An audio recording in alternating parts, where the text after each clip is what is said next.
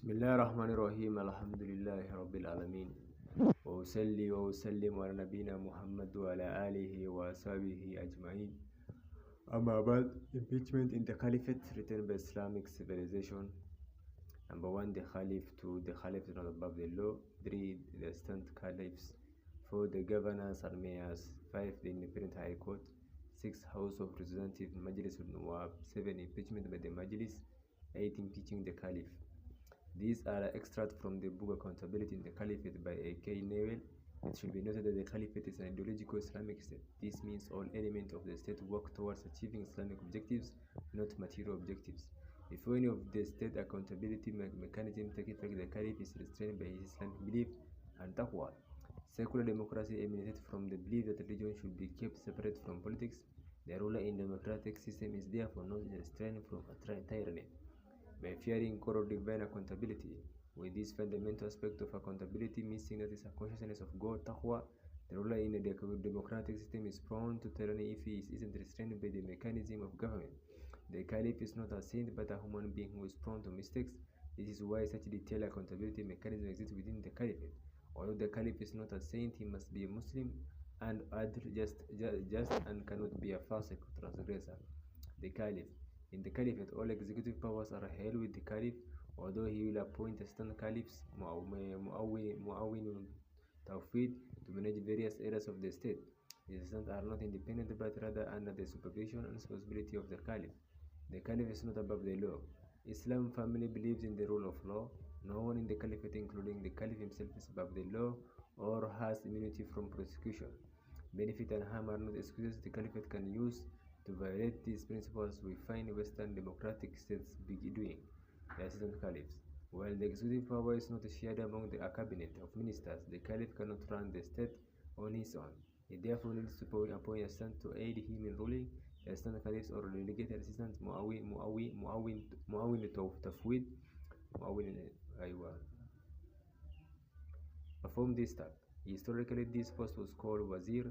They are not assigned permanently to one department but oversee multiple departments or providers depending on how the caliph wishes to structure his government. The assistant caliphs have the same powers as the caliph in the context of assistants, and their posts have the same conditions as the caliph, the governors and mayors. The caliphate is divided up administratively to aid the caliph in the task of ruling. Administrative divisions exist in all states today, differing only in size and name. The territories which the Islamic state rules over are divided into provinces, where each province is known as wilaya. The provinces are in turn divided into districts, where each district is known as a imala. The person appointed over the province is called a governor, wali, and the person appointed over the district is called a mayor, amil, or ruler, hakim. For the citizen of the caliphate, their first point of contact with the leadership of the city is the governor and the mayor. The governor and the mayor are managing people's day-to-day affairs on a local and regional level. If the governor is oppressive, then this affects people's daily lives more than any other government official, including the caliph. In the independent high court, the caliphate has an institutionally independent high court called the Court of Unjust Acts, Mahkamul Mazalim. It is prescribed over by the most eminent and qualified judges in the state and granted extensive powers by the Sharia. It has the power to remove any official of the state regardless of his role or rank, including the governor, mayors, or even the caliph. House of Representatives, Majlis al-Nawab. The House of Representatives, Majlis al-Nawab, is an elected council whose members can be Muslim and Muslim men or women. These members represent the interests of their constituencies within the state.